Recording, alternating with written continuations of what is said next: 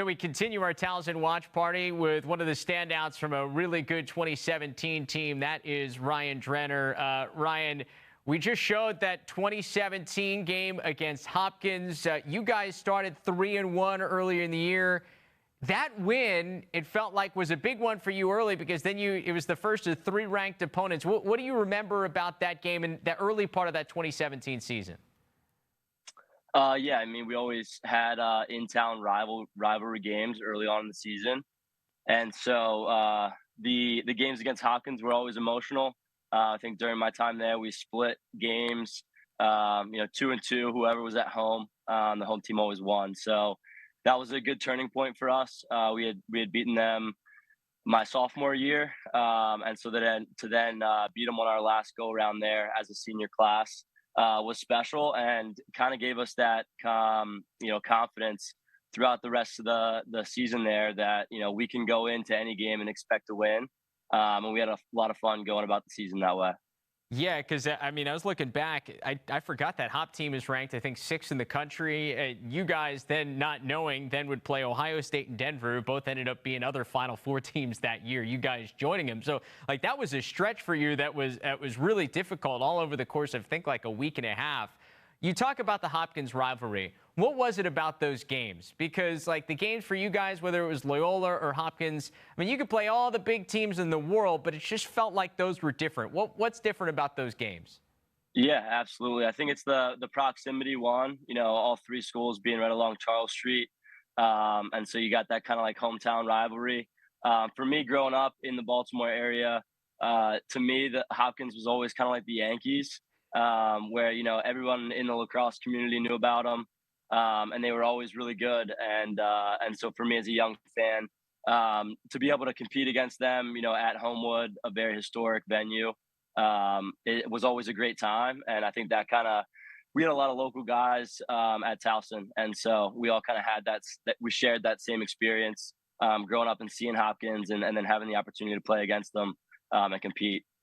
I'm glad you hit on that because especially that team that year for you guys, it felt like you guys played with a chip on your shoulder all year, and you used it to go on that run to the Final Four. Is that like an accurate description? Yeah, for sure. A lot of the guys in my class, Coach Nadalin and the coaching staff did an awesome job of recruiting guys that I feel were like-minded and wanted the same experience out of our college experience. And so we were hungry to pursue depth in the tournament, right? And so every year we got a little bit farther in the playoffs, and that senior year, was our last go around, the last opportunity to try to make it farther into the tournament, and that's kind of what propelled us that season.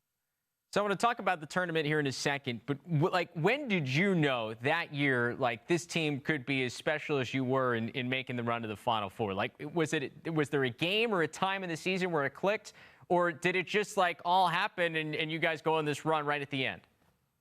Yeah, I mean, I can recall a lot of conversations with Joe Sider. He was my roommate and best friend for 4 years there. But our whole class was tight, and we always thought that the year before, our junior year, we had a really good team, really good starting goalie and close defense that all graduated. And so honestly, like, it wasn't really until we got into the playoffs that we were like, all right, well, this team is capable of being better than last year. Like, I remember our vibe going into the fall of our senior year in 2016 was, let's just go out and give it our all for this last year and see what happens. And, we just did that week after week until the end of May. It's so funny how that happens because I think back, and the team that ended up winning it all that year in 2017 was Maryland. And for them, like, they had graduated Kyle Bernlohr and some other pieces that have been a part of the teams that had gotten there. And sometimes it's like that next year that becomes like you don't have quite as many expectations, but it ends up being the year that everything happens.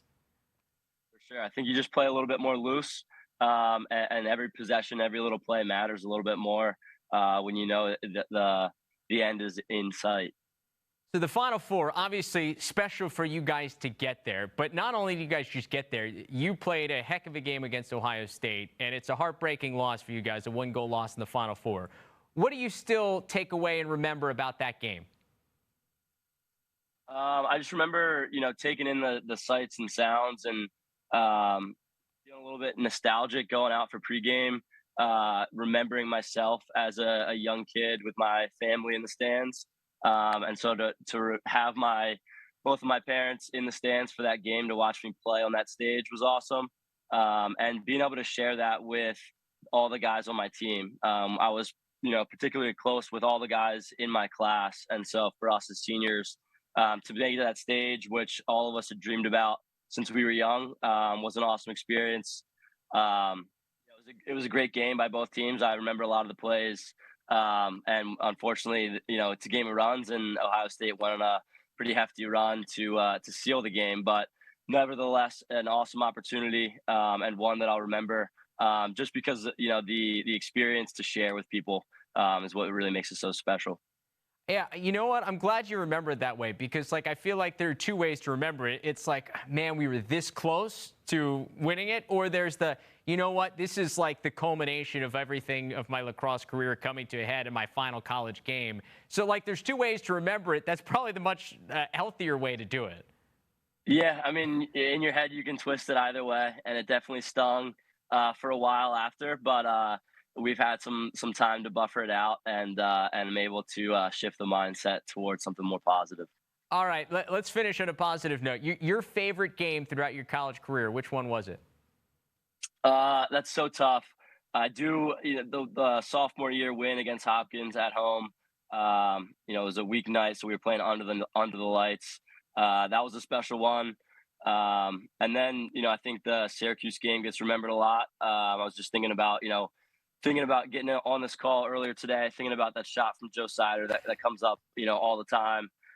Which the camera got a great angle of, but I think I had a better one. I was kind of like right off the side of the post there behind the goal. So I would say those are probably my top two, but there were a lot of great ones that I would I could sit around all day and talk about every single one of them.